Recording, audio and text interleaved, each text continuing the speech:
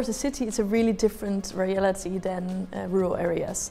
So you really see in rural areas, there are a lot of people, they just drive every day, they do everything by car. To go to the supermarket or everything is, but in the city it's a different reality.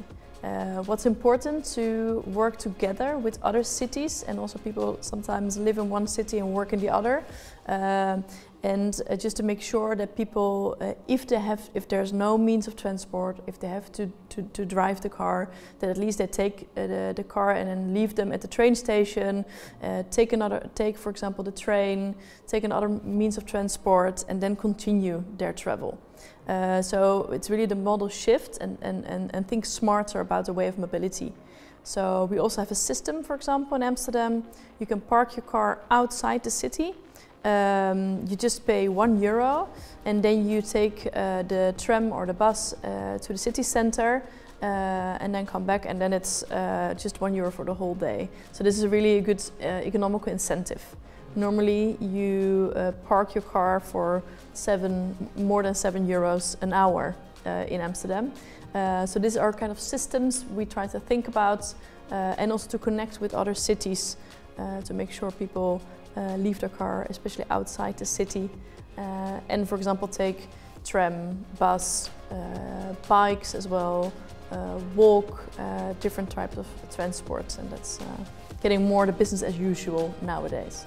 I think what's important is that the city is well planned and you really work together with urban planning, traffic management, the spatial areas, and then the zero emission transition. So it's really something that you do overnight. It's really that takes years and years and years. Sometimes you just need more time, and you need transitional arrangement, for example, for people to adapt. So I think what's important that you have the dialogue together with the citizens. Make sure you listen to them, and together you search for solutions. And also, of course, I think you need to facilitate as a city. So, for example, with the charging infrastructure, we really take charge of the charging infrastructure. I think it's really important.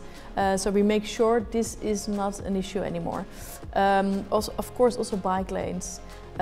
You just need to make the space in the city, so the streets, you need to design it differently, so that there's more space for biking and pedestrians and other types of public transport, and then very little maybe for cars, or not even, and make the cars like less, so to drive a car less attractive, and move them more towards the outer parts of the city. So this, I think it's, people see what's the benefit. Of course, change is always resistance.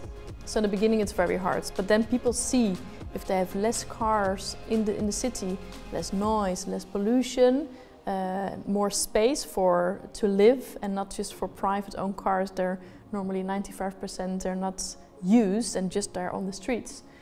So then they see really the benefits of having less cars, and then in the end everybody wants that. And of course there are just always a small group maybe that are more resistant, but always it's good to keep contact and see how you can change and how you can show the benefits of having less cars in the city, or at least make them zero emissions or battery electric.